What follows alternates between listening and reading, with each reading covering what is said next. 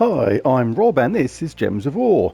Hope you all had a good Christmas Day and Boxing Day, and in this video I'm going to show what I think is good and bad in the Soulforge. But first, as we do every Monday, is we go and grab the weekly event new troop, Red Aruman. Let's take a look at this fella. Explodes a mana gem, then deals damage to all enemies of that mana colour, and it's a decent amount of damage, so that's not bad for a free troop. Effectively, that's pretty decent.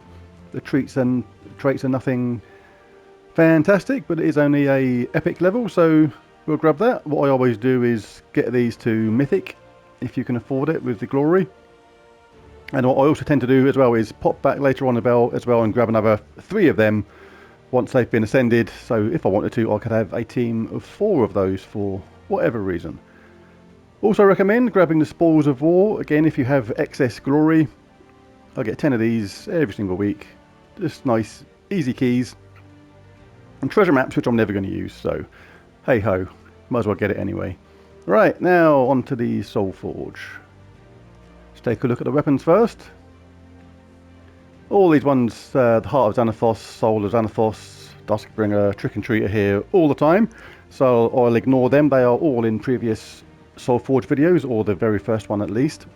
Now, Doomed Focus creates 4 red gems, plus 1 gem per tempering level, then gives a bunch of armor to all yellow allies, so very yellow orientated.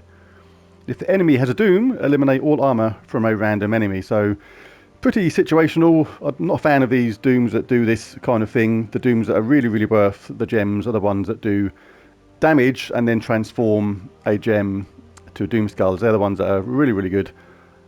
These ones, for me, not so much so, but if you've got a whole bunch of diamonds spare, then why not treat yourself and get it anyway, if you've got everything else. You know, if you've got all the previous dooms anyway, and you've got a bunch of stuff spare, load of resources, load of diamonds spare, then may as well grab it anyway. But otherwise, I would say steer clear. Like I say, all these are there on previous Soulforge videos. Now let's take a look at these new ones. Dragon Tails. Deal damage to an enemy boosted by Dragon's Claw allies, then create a mix of 6 red and purple gems for each Dragon's Claw ally. So this pattern of these kind of weapons that we've been getting each week for a while now, they're coming out for each kingdom. They're all very much the same, but just different for the whatever the kingdom is at the time. That one's okay, but I don't tend to get them every single time, simply because, for me, in this case, even with a team full of Dragon's Claw allies, I don't get alignment so many times when I cast these spells. So even if I had 4 Dragon's Claws allies, when I cast this spell, so I'm getting the maximum mix of those red and purple gems, so often I don't get a decent amount of alignment and an extra turn and things like that. So not particularly a fan of them, but if they work for you, you may be a luckier person than me in that regard. Who knows? Talk of the Dragon. Remove all red gems, then deal damage to an enemy boosted by gems removed. If the enemy is from Dragon's Claw, deal double damage. So, yeah, a low level weapon. Not that great in my opinion. Mace of Claws deals damage to an enemy boosted by Dragon allies. So you can have Dragon allies this time rather than Dragon's Claw. That gives us a bit more scope for weapons in the future, or teams with this weapon in the future. Then create a mix of 6 red and purple gems for each Dragon ally. So that's not bad. The fact that it's different mana colours as well means it can't charge itself, it will charge everybody else. But that's got potential, that one. That's not too bad. Maybe worth picking up. Volcanic Shield gives 33 armour in my case to an ally, and if the ally uses red mana, give double armour. If the enemy has a boss, explode all red gems. So fairly situational, that one. Yeah, maybe that sounds sort of thing like that's been targeted for a certain kind of fight, so I'd hold fire on that one now. I can't think of a particular use for that one, because you do have to be fighting a boss to get the most out of it. Interesting. Mystery Egg, even more interesting. It's actually a mystery. It's not really a mystery, is it? It's told us what it does. If it just had a big question mark there on the description, then it'd be a mystery. The mystery is whether it summons a dragon egg or a fell dragon egg. That's pretty much not a very good mystery whatsoever at all, for my opinion. But apart from that, it creates 8 red and 8 yellow gems. Okay. The mystery is, why would you want that? Explosion. Explode 4 gems of a chosen colour and heal 36 life in my case. Okay, yeah, that's not... oh, excuse me. A bit of a cold over the December month there. So yeah, not many great weapons there for me. Mesa Claws potentially interesting. These two vaguely interesting, but mostly completist and nothing particularly essential there for me.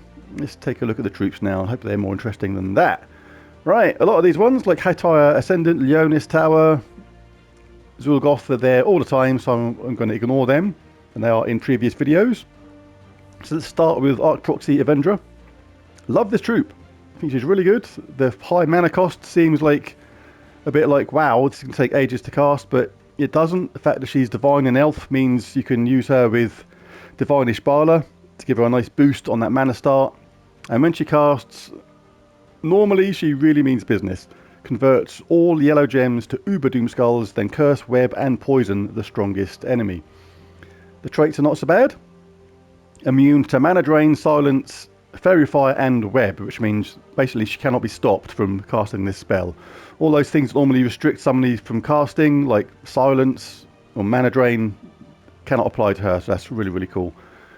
Damage reduction of 25% on spells is good, and the Doom of Arachnia, Conjure and Uber Doomstorm when an enemy dies.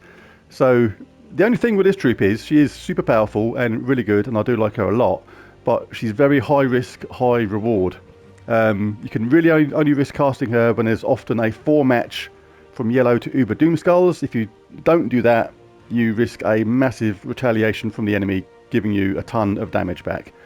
But again, that high mana cost, even when she's charged and given a boost by, say, Divine Ishbala, I wouldn't worry about that too much, because those Uber Doomskulls cause a massive explosion and you get a huge load of mana regeneration back from her spell. So I've had it before where you've been on, she's actually recharged herself again from casting that. So she is really good, but you do have to be careful with her, and you do have to wait sometimes to cast her.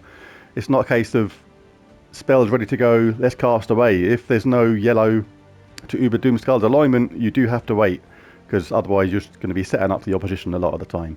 So she is really, really good, but you do have to wait to cast her spell. Benalis, I've had this troop a while now, and I've not really found a decent use for him yet. I've not looked too hard, to be honest. I will give it more time in the future, because it should have potential.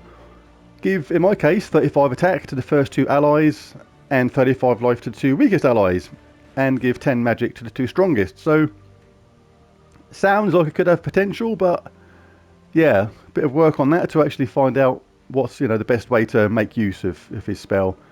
The traits I quite like, particularly the third one, Entangle and Fairy Fire a random enemy when matching green gems. So he's interesting, but does require a little bit of tactics around which team you use him in, I would suggest. Kurandara, above average, I would say. Pretty decent. Deals a certain amount of damage to an enemy, boosted by Doomskulls, then convert yellow gems to Doomskulls and conjure a Doomstorm. Like that third trait as well, 50% chance to curse all enemies when matching 4 or more gems. Impervious is also really, really good, immune to all status effects, Devour, Lycanthropy and Mana Burn. So he's kind of like a super angry Mirage Queen, I would suggest. Like Mirage Queen, I think curses all enemies automatically rather than have a 50% chance, so Mirage Queen's better in that way. That's actually part of her spell.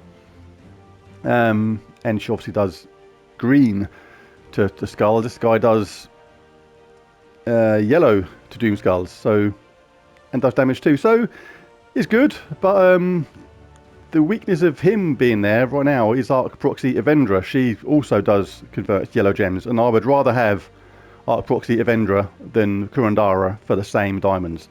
So ordinarily he would be fairly good to have, but I would rather have Arc Proxy Avendra than Kurandara personally. Aquaticus I quite like. She deals a decent amount of light splash damage to 3 random enemies and then explodes half the blue gems on the board.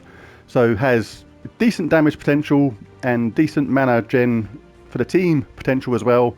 But the best thing I like about her is that third trait. Submerge all allies when matching 4 or more gems. If you're fighting those really annoying Gobtruffle teams or Queen Beatrix teams, stick her in your team, get a 4 match, everybody's submerged, and Beatrix and Gobtruffle will not be doing any damage to any of the team whatsoever. So she's a good defense for those kind of teams, and I do really like her.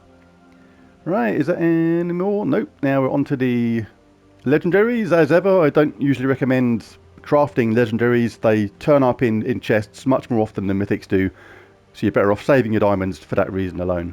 Right, Media deals damage to all enemies, enchants all allied daemons, and barriers all mystics. Meh, go away. Divine Ishbala, on the other hand, is absolutely superb. She transforms red gems to skulls and green gems to yellow and enchants 2 random allies. As well as that, all divine allies start with 40% mana, so she's absolutely superb and one of the best legendaries in the game. For me, Xanathos is there all the time and in other videos. Kurandara, I used to use it a lot in the middle part of the game. I don't use him very much at all now, if ever. Removes all gems of a chosen colour, then deals damage to all enemies boosted by gems removed, then summons a silver Drakon. Still a decent troop, especially if you're an early or mid-level player, but other than that he's completist. I'd be amazed if anybody's like a end game player and hasn't got him. In fact, you must have him. That was a pretty stupid thing to say, to be honest. But the traits, gain enchant when matching purple gems, is a really good trait, as is Stone Skin. Reduce damage from skulls by 50%, and immunity to entangle is actually pretty decent. So Kurandara, all in all, a good troop, and especially useful for the beginning or mid-level players, I would say. And for Corvash, another really good legendary, and one of the ones that early players and mid-level players should be using quite a lot.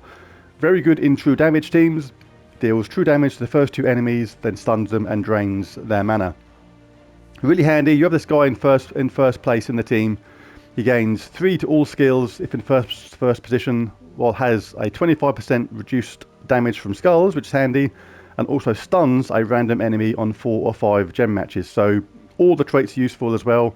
You can time his spell really well. You don't have to just cast it the second you get it. Sometimes it's better to just let the mana on the other team just build up ever so slightly, so effectively wasting their turn collecting that mana, and then hit them with that, and then stun them and drain their mana, and doing that damage at the same time. So I do really like Corvash. And that is that. So fairly straightforward. Out of those mythics there, I really like Aquaticus, and I really like Arc Proxy Avendra. So there it is. There's the quick Soulforge review. If you found the video useful, it'd be cool if you hit the like button and maybe even subscribe. It's Christmas. Go on, just do it anyway. Thanks for watching. Catch you again next time. Bye for now.